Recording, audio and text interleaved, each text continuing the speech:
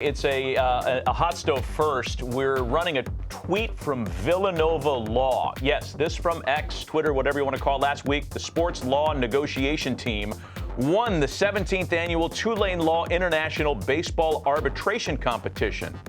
Man, pretty cool. David Brake, Alyssa Rodarte, Alex Schaff defeated their teammates in the semifinals. Carl, Zach, and George, we want to give everybody proper love here. Way to go. Congrats. Now, this is relevant because not only are we joined by the winning side, Mark Feinsand was on this judging committee, right? So before we say hello to the winners, tell us about the competition and why this was such a big deal. So they bring in law students from all around the country, the Tulane Sports Law Department.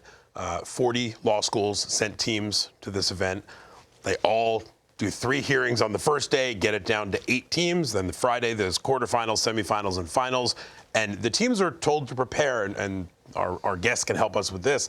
They're told to prepare both the club side and the player side for 2 or 3 players. So they've got to prepare materials to be ready to go in for any one of 4 or 5, 6 cases. Amazing. And they go in, and I'll tell you, it's an abbreviated, the regular arbitration hearing is an hour for the case and a 30-minute rebuttal. They get 15 minutes for the case and 7.5 minutes for the rebuttal. Wow. But they're prepared, and they got slides, and they're really prepared, and it's really impressive to see the work that these law students put into it. And, by the second day of the competition, when you're down to those final 8 teams, it's anybody's ball game. Who else was on this judging committee?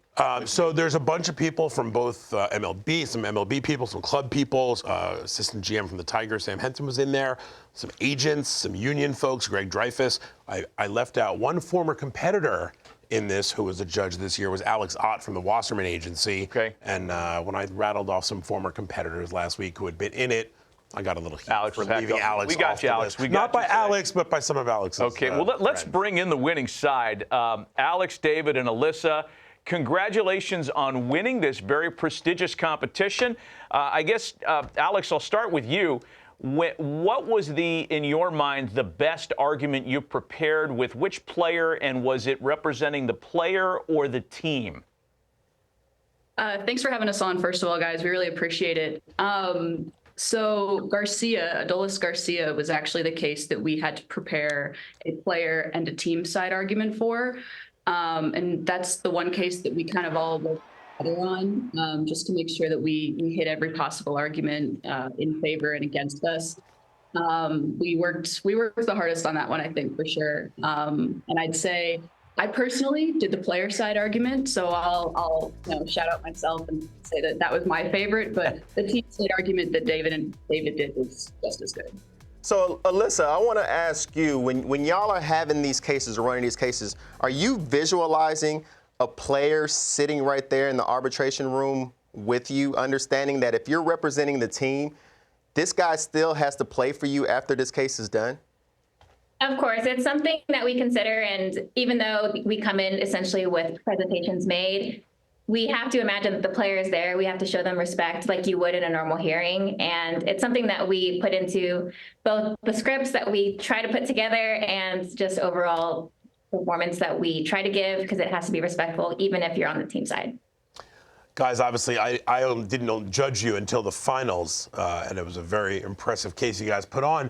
What was the hardest part? It's a grind. You got 3 cases on Thursday to do. You had 3 cases on Friday to do. That's a lot to do in a 2-day stretch there of probably 36 hours. What's the hardest part of being in this competition and getting to where you guys got?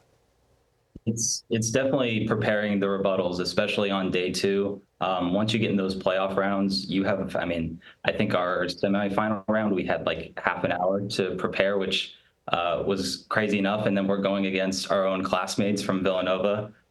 So definitely preparing for those rebuttals. And in the final round, originally I was supposed to do the rebuttal for team side Garcia, and Alex was such a superstar during the whole competition. She won the best oralist award, and we thought she really needs to be the one to do it, and she knocked it out of the park. And I think it won us the whole competition. I'm interested in this part of it because not every aspiring attorney is a baseball fan. So I'm wondering how much baseball you had to absorb and consume as opposed to this coming organically if you come from a fan's background. Alex, I'll start with you on that one. So I think I speak for all three of us when I say we're all baseball fans. We know baseball, we know the statistics. I think the one thing we might not have known enough about is the arbitration aspect of it. And we thankfully have had mentors who have coached us in the past years to really help us get the actual arbitration aspect of it down. But personally, I'm a huge Braves fan. I love baseball. It's my favorite sport. So to be able to do this competition and apply my legal skills to something in my favorite hobby is it's a treat. And this has to be tough to be able to play both sides. David, what were the struggles? Let's say if the first case you had to run was pro the player and then you had to have a rebuttal on that same player. What were the challenges in finding the good on players and the things that they struggled with? I think it's just quickly being able to change that mindset, especially, I mean, in the semifinals, we were representing the player side for Adolis Garcia, and then in the finals, just a couple hours later, we represented the team side. So being so sure in our arguments that Adolis Garcia is, the best thing since sliced bread, and then turning around and, kind of having to knock him down a peg, comparing him to other players. So, guys, I had a chance to chat with a bunch of the competitors when we were down there. I talked to you guys very briefly at the end of the competition since I didn't have you in any of the hearings. Some of the people told me they don't even want to work in sports. This is almost just a fun thing to do or a good debate exercise kind of thing. Do you guys have designs on potentially working in sports long term in your careers once you graduate law school? Definitely. We are lucky enough to have we're currently at Villanova, and Villanova has a pretty intense sports law program, a lot of curriculums and a lot of different aspects that we can join. This competition we get to go to because we're part of the sports law negotiation team. And so all three of us came to this law school because we wanted to study different aspects of sports law. And so that is kind of the next step. We hope to all work in the industry eventually. As a generality here, David, I'll ask you this specifically. Is the first year of law school as difficult as we, the general public, are led to believe? Was there any life beyond the books for you?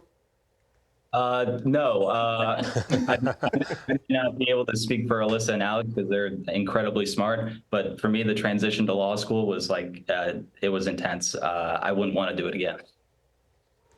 And I'm wondering, since you guys were clearly the best, you won the competition, could you use that case? Could teams come to you and take what you built out? Could players come to you and take what you built out and use it for their cases if they needed it?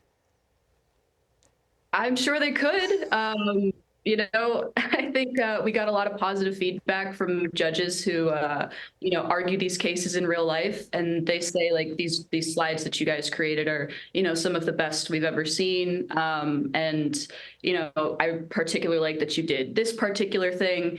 And I maybe hope to incorporate that in, the arbitration cases that we have coming up. So we definitely got a lot of positive feedback on our cases, which makes us feel pretty good. Hey, before we say goodbye, would any of you take a pro bono case if I were to file a cease and desist against MLB Network for ripping off my proprietary stuff? Any of you? For you, Matt, I mean, of course. Thanks. I'm going to call you after this when we're done. I'm still curious why there's a Britney Spears record behind you, Alyssa. I don't know if you have an explanation for that. The J-Lo record behind me. I would also like to know the answer to that. So. J-Lo record. Got it. Okay. Well, look, we really appreciate the three of you making time for us. Congratulations on winning a really cool competition. I know you're proud of yourselves, and you should be. So thanks again for the time. Thank you. Thank you. We really appreciate it.